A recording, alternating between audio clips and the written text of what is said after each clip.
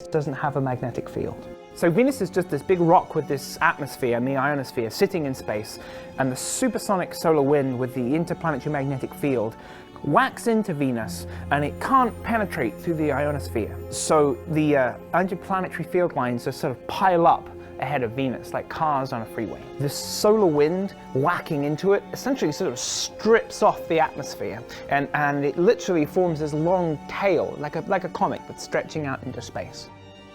Pioneer Venus Orbiter was the first spacecraft to really thoroughly explore that nightside region where the atmosphere is all escaping away, and it discovered this really mysterious phenomena which has yet to really be explained. Imagine that we're flying from pole to pole on the night side, so we're feeling the plasma around us, and then suddenly the ionosphere disappears, and then it sort of comes back. And this is what an ionospheric hole is. It's like a chasm in the sky, a big hole where the ionosphere is just absent.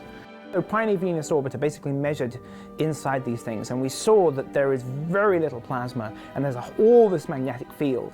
And from that, they sort of suggested that this is essentially a magnetic structure that's sitting in the night side.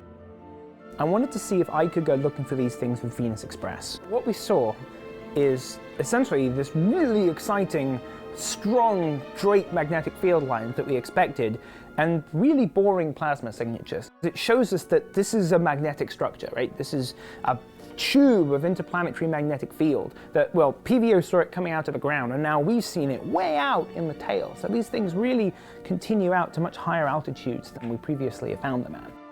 And the other thing that's important is, well, Pioneer Venus Orbiter only saw them during solar maximum, when the sun was really disturbed and really blowy and stormy. But we've now been seeing them all throughout the solar cycle. There's sort of two explanations for what might be causing this.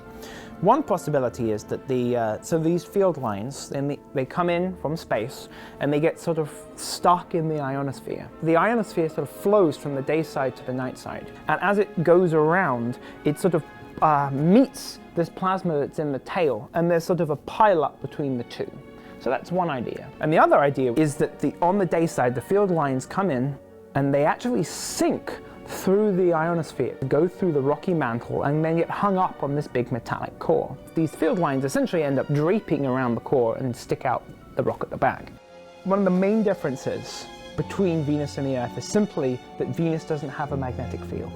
So the way it interacts with the star is completely different.